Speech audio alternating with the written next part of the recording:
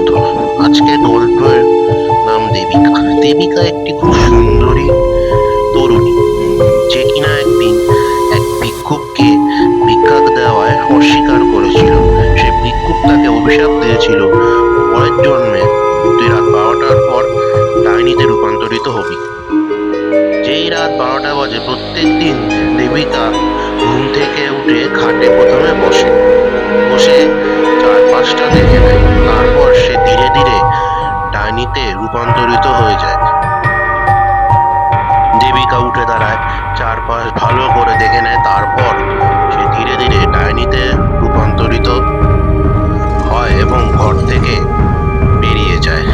তো এই গল্পের আরো একটি পর্ব রয়েছে, সেটি আমি আপলোড করব।